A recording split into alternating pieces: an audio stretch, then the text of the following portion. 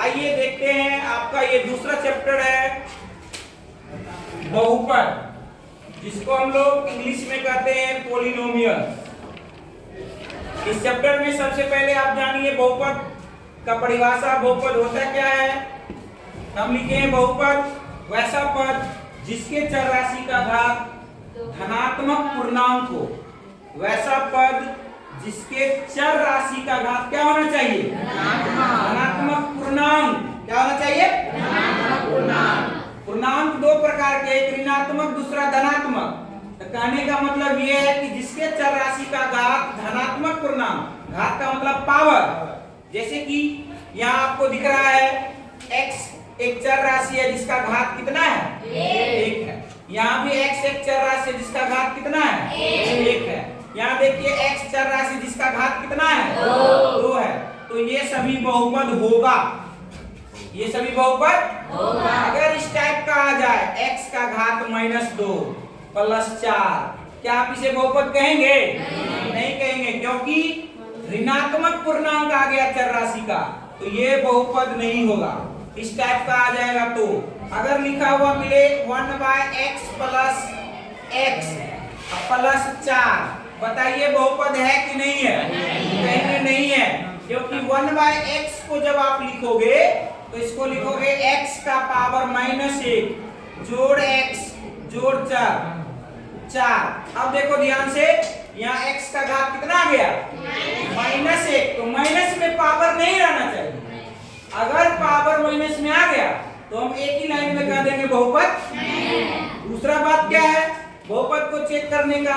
अगर कोई चर राशि स्क्वायर रूट के अंदर आ जाए, जैसे मान लिया जाए आपको आ गया √5x + 4 और पूछ रहा है बताइए बहुपद है कि नहीं है? क्या कहेंगे? नहीं है, क्योंकि इसके चर राशि का घात ऋणात्मक पूर्णांक धनात्मक पूर्णांक। कहने का मतलब धनात्मक पूर्णांक होना चाहिए। पूर्णांक क्या होना चाहिए?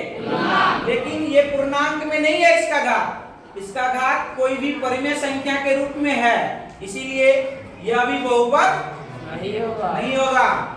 जैसे कि अगर आपसे पूछ दिया जाए बताइए √16x² + 4 बहुपद है या नहीं है, इसके बारे में क्या कहोगे? है या नहीं है? है। कैसे जाने?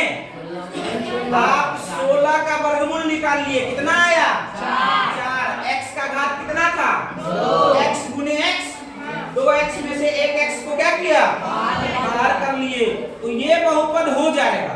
कहने का मतलब जिसका स्क्वायर रूट निकल जाएगा वो बहुपद होगा, और जिसका नहीं निकलेगा वो बहुपद नहीं होगा।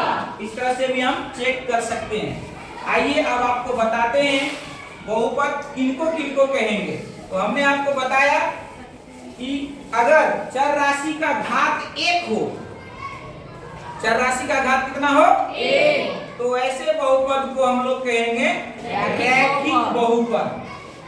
कौन सा बहुपद कहेंगे? रैखिक बहुपद। कहने का मतलब चर राशि का घात कितना होना चाहिए? 1। यदि चर राशि का घात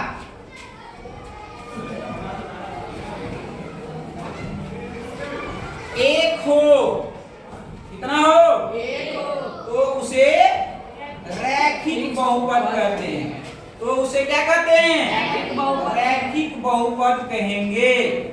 ये बात आपको याद रखना है।